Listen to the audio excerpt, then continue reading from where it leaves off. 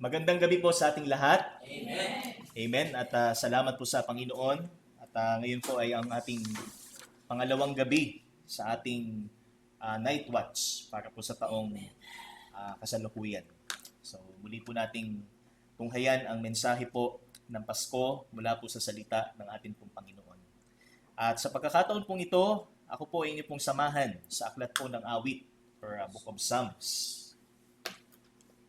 Buksan po natin sa Psalm 35 verse 9. So ito po ay isang talata lamang, ngunit ito po ay makatotohanan na atin pong pakikinggan para po sa gabing ito. Psalm 35 verse 9 o awit 35 talata siyam. Basahin ko po at tingnan po natin sa ating pong mga Biblia. Ang sabi po dito, "Then my soul will rejoice in the Lord, exulting in His salvation." Purihin po ang Panginoon, tayo po'y manalangin. Salamat po muli o Diyos sa pagkakataong ito na inyo pong pinagkaloob sa amin, na minsan pa kaming makapakinig ng inyo pong salita. At patuloy naming namnamin ang tunay na mensahe ng Kapaskuhan at gunitain namin ng makatotohanan at makabuluhan ang kapanahunang ito o Diyos na inyo pong inilaan upang patuloy naming sakiwain at ikagalak ang pagparito ng aming pong Panginoong Hesus na siyang aming tagapagligtas. At sa gabing ito ay humingi po ako ng gabay, Panginoon, ng Santong Espiritu, at ako po ay inyo pong gamitin lamang na instrumento, itago sa likod ng inyong pong kabanalan, at ang lahat ng maabot ng inyong pong salita ay magkaroon din po ng kaunawaan sa inyo pong salita at maipamuhay namin kung ano pong itinuturo po ninyo sa mensahe pong ito. Ito pong aming dalangin sa pangalan po ng iyong anak na si Jesus. Amen. Amen. So, ngayon po ay ang theme po natin for this year is about the joy of Christmas. So, medyo nag-iba po ng kumbaga nagkaroon po ng kaunting pagkakaiba. Ano po yung ating tema as compared po nung mga nakaraan, because ang theme po natin is about last year is about the intercession of Christ, o yung pamamagitan ni Kristo para sa atin. So that is the present work of Christ na nakaupo ho siya sa kanan ng Ama. So ngayon po is nakafocus po tayo dun sa mismong season na alam po natin na ito ho ay para sa Panginoon at ito po ay tungkol sa atin pong Panginoon. But here, sabi po dito is this season is joyous season. Kagalakan, ano po ang mamayagpag sa panahong ito, hindi po kalungkutan. So, bagamat sa unang bahagi, makikita ho natin yung kaibahan kapag sumapit na nga po ang December o ang Burr months. So, nag-iiba po ang mood ng tao. Pero hindi lang po yan ang promise ng Pasko sa atin. Hindi lang po yan ang kayang ipabatid sa atin ang Kapaskuhan. Kundi mula sa Biblia, makikita po natin na ang Pasko ho ay mensahe po ng pag-asa. At ang Pasko po ay mensahe ng kaligtasan. Kaya tayo po ay magdiwang, lalo tayo po ay nakatanggap ng kaligtasan mula sa Panginoon. So kagabi po, ang ating pong pinag-aralan is the character of God. So patungkol sa kanyang pagdating. Zechariah chapter 9, ano po yung ating pong text. At nakita po natin sa talatang ito, sa prophecy ng Zechariah, about the justice of God, the salvation na ang Panginoon lamang ang kayang magbigay, at ang kababaan ng ating Panginoong Hesus. So, three important realities na ating magandang i-reflect, alalahanin sa panahon po ng Pasko. So, that is to appropriate our joyous celebration of Christmas. Ngayon, na-realize ba natin na kung wala ang katarungan ng Diyos, kung wala ang kaligtasan at ang kababaang loob na ipinakita ni Kristo sa kanyang pagiging tao, imposible ho sa isang taong siya'y magkaroon ng buhay na walang hanggan. Imposible sa isang taong siya'y makapasok sa langit. Kung hindi dahil sa katarungang ito ng Panginoon, sa kaligtasan at kababaang loob ng ating Diyos. So, eternal life will be more than impossible sa sangkatauhan. Ika nga, meron po tayong idiomatic expression, ang tawag natin ay suntok sa buwan. Ano po? So talagang napaka-imposible na ang isang taong ang human being po ay makapasok po sa langit sa ganang kanya. At alam po natin yan because tayo po ay makasalanan. By default tayo po ay makasalanan. By nature and by choice. Ano po? Tayo po ay makasalanan. And ngayon pong gabing ito, sa ating pangalawang gabi, muli po nating stir up ang ating kagalakan to the very reason of this season. Ano ba talaga ang dahilan ng pagparito ng Panginoon? So that is salvation. So if we go back in the Synoptic Gospels, ang pangalan po ng sanggol ay Jesus. Ang ipapangalang pangalan po doon sa bata ay Jesus na nangangahulugang ang Panginoon ang nagliligtas. So, ibig sabihin, ang kaligtasan po ay sa Diyos lamang. Kaya, ang purpose ng kanyang pagparito mula sa Pasko ay para ho sa kaligtasan ng sangkatauhan. So, doon po sa ating binasa kanina in Psalm 35 verse 9, although ang context nito is about yung pagliligtas ng Panginoon sa mga kaaway. Yan. Kasi ito yung isa sa mukha ng salvation ng Panginoon. So, salvation from enemies. Kung titingnan po natin itong Psalm 35, so this is from King David. And ito ho ay isang panalangin, which is what we call imprecatory prayer. Okay? Kung titingnan po natin ang Psalm 35 from verse 1, so tingnan po natin, basahin ko po. Ang sabi dito, "Contend, O Lord, with those who contend with me. Fight against those who fight against me.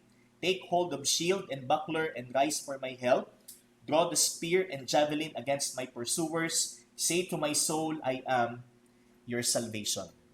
So kapag ibababa pa po natin, makikita natin yung prayer ho ni Haring David na ang prayer po niya is yung justice ng Diyos ang mag-prevail laban sa kanyang mga kaaway. Pero hindi ho siya naghangad ng masama. Ano po? Kundi ito po ay upang mangyari kung ano po ang kalooban ng Panginoon. Kaya ho siya nagkaroon ng tinatawag nating imprecatory prayer. So sabi po dito, "Let them be put to shame and dishonor who seek after my life. Let them be turned back and disappointed who devise evil against me." So it doesn't mean na mangyari kung ano yung gustong mangyari ni Haring David, but kung ano yung nais ng Diyos. So, hindi po ibig sabihin ng imprecatory prayer yung maghangad ka ng masama para sa iba. Sa mga taong itinuturing kang kaaway, maghangad ka ng masama sa kanila at ipapanalangin mo sa Panginoon. So, hindi po yun ang ibig sabihin. But sabi dito, ang mag-prevail sa mga kaaway niya is the justice of God.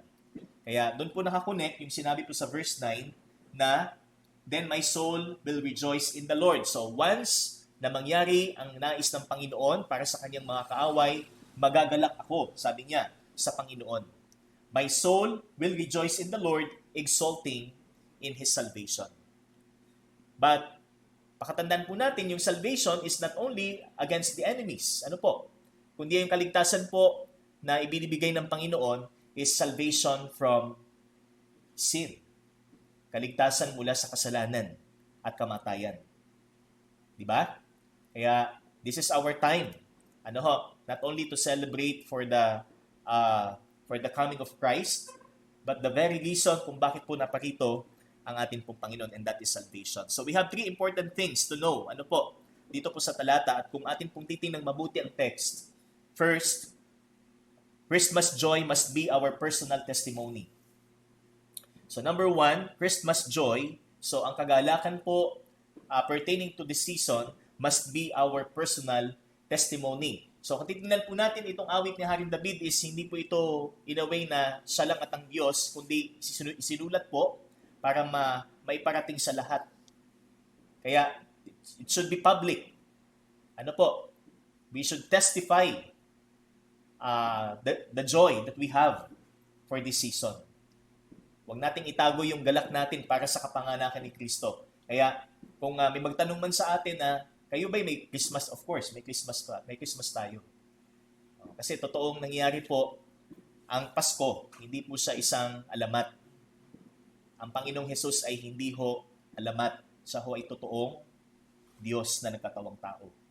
At siya ay totoong Diyos. Ano po? Kaya sabi dito, it must be our personal testimony. So in this psalm, King David prayed for the Lord's justice over his enemies. However, he coupled this prayer with the public statement of joy for the Lord's salvation. So hindi lang po ang makikita natin dito kay Haring David is yung kanyang paghahangad sa katarungan ng Diyos, kundi yung katuwaan niya sa pagliligtas ng Diyos. So hindi ho pwedeng maghiwalay itong dalawa. Kailangan ganun din po tayo. Sa atin pong puso para sa mga tao. Ang katarungan ng Panginoon at ang pagliligtas ng Panginoon. Di ba? So ganun din po nangyari sa ating kaligtasan. Ang hustisya ng Diyos ay nagkaroon ng appeasement sa pamamagitan ni Kristo. Hindi po ibig sabihin na nabaliwala ang hustisya ng Diyos nung ang Diyos din po ay nag-provide ng kaligtasan. So, hindi po yun. Ang ibig sabihin, magkasama po ito. Hindi po ito nagkakaroon ng contradiction. So, again, public statement of joy coupled with a prayer for the Lord's justice. So, ito yung isang magandang application sa ating prayer life. Huwag yung hustisya natin. Kasi yung hustisya natin unfair eh.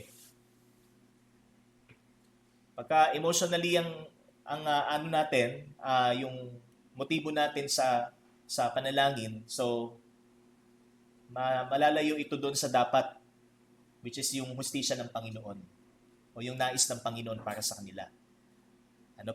That's why, likewise, sabi dito, we must display and communicate our personal joy for the Lord's salvation. So, hindi lang po natin sinasaysay ang kagalakan natin sa kapanganakan ni Kristo through prayer, kundi publicly and verbally. Sinasabi din natin yung kagalakan about Christmas, about this season. Not because of gifts, not because of bonuses, not because of parties, but because of Jesus. He came to us. Amen? Amen. Nandito po ang Panginoon, dumating siya. That's why, ang pagkakataon na ito, na pagdiriwang natin sa kapanganakan ni Kristo, yung pagkakataon nating isaysay ang kaligtasan. Kaya, we should display and communicate our personal testimony about the Lord's salvation. The salvation that we have by grace through our Lord Jesus Christ. Now is the day of salvation. Kaya hindi natin hintayin pang isa pang Pasko para sabihin natin, ang Panginoong Hesus lamang ang nagliligtas at hindi ang mabuting gawa. Hihintayin pa natin ang susunod na Pasko? Of course not. This season is the day. Okay? Ang panahong ito, ang kapanahunan ito, ang sandali upang ibahagi natin ang mensahe ng kaligtasan. 2 Corinthians 6:2. Let this season be our time to speak confidently of the Lord's salvation through the gospel. So, babalik pa rin tayo sa pagbabahagi ng mabuting balita. Mas maganda at mas akmang sandali ito kapag tayo ho'y nag-i-express ng tuwa sa Pasko. Pag nag-express tayo ng tuwa sa Pasko, ang unang mababanaag natin sa pag-alala natin ay si Kristo. Hindi ang mga dekorasyon o ang mga awiting pamasko. Kaya again, it must be our personal testimony. So, saan po natin makikita yan sa text? My soul. So, this is first person. Hindi po ito tungkol sa ibang tao dun sa kausap ni Haring David. Because the second person here is the Lord. But here, siya'y nagsasalita sa kanyang sarili. Sabi niya, my soul. And my soul shall be joyful in the Lord. Kaya, this is personal, brothers and sisters. Make it personal, our testimony about salvation. Hindi yung kaligtasan ng mga taong nagsasabing sila ay ligtas, kundi ikaw mismo, naunawaan mo at tiyak mong ikaw ay ligtas, testify it. Be a witness in this season. Okay? Next, Christmas joy must be an inner reality din. So, inner reality, panloob na katotohanan at hindi panlabas. Kasi ang ginamit ko dito is not the body, but the soul. My soul. Okay? It's not from the externals of the season. Kagaya po ng kahulugan ng salitang kagalakan, so hindi po ito galing sa panlabas o mga kaganapan sa labas, kundi ito ho ay mula sa loob, palabas. Okay? Yan po ang kagalakan ng Pasko. It's not from the externals of the season, but it goes deeper into the bowels of our being, the soul, kaibuturan, kaloob-looban ng ating pagkatao. Nandoon ang tuwa natin sa Pasko. Ano po? Kaya pagka sinasabing Christmas ho, hindi ho ibig sabihin ang Pasko ho ay tuyo para sa atin. Dinidefine natin ang Pasko kapag may natatanggap tayo, tapos pag wala tayong natanggap, naku, tuyo ang aking Pasko ngayon. Ano? Yung mga benepisyo natin, medyo nababawasan. Di ba? So, tuyo ang ating Pasko. Hindi ho totoong tuyo. Ano po? Hindi ho totoong tuyo ang Pasko natin sapagkat we are filled with all spiritual blessings in Christ. Puspos ho ng biyaya, pagpapala ng Panginoon ang ating buhay. It should not be determined by what fills in kumbaga, kung ano ang pumupuno sa ating sikmura. Mas masaya tayo pag busog. Mas masaya tayo pagka nalamanan yung ating sikmura ng mamantika, ng matatamis, ng maalat na pagkain. Kahit sabihin man natin, minsan lang ako makatikim nito, once a year lang, the rest. Sabi nga, ang pagkain ko lang is gulay, o simpleng pagkain. So, maging festive tayo. Kainin natin lahat ng bawal. Minsan lang naman. Pagka diabetic, kainin natin lahat ng matamis. Kailangan may baon kang pang glucometer. Yung sukat ng ng blood sugar. So, again, hindi po dinidetermine ang kagalakan ito kung ano yung pumupuno sa ating sikmura, kundi kung ano ang pumupuno sa ating pagkatao. Kasi pag sinabi kong soul, that is our being. Okay? Ito yung ating pagkatao. Ano ba ang bumubuo sa pagkatao mo? Kaya mo sinasabing masaya ang Pasko. Kaya, my soul. Sabi po ni Haring David, although primarily ito po ay doon sa salvation, sa kaaway, pero applicable, sabi nga, application nito sa atin is sa kaligtasan. Yung salvation ng ating kaluluwa. Remember, Matthew chapter 1:21, ano po sabi ng anghel kay Jose? Jesus ang ipangalan mo sa sanggol na ito sapagkat siya ang magliligtas. He will save His people. And sumunod po in verse 23, ito ang katuparan ng hula Isaiah 7:14 na sabi po doon ay tatawagin siyang Emmanuel na ang ibig sabihin God with us. Kaya sumasa atin ang presensya ng Panginoon. Kapag alalahanin po natin ang kaligtasan. Kaya it must be an inner reality or thing para po sa atin. God with us. Kaya nandun yung assurance ng kaligtasan sapagkat nasa atin ang Panginoon. Ang presensya niya ay sumasa atin. So that is number 2. And number 3, pangatlo po, Christmas joy comes only from the divine entity or the divine being.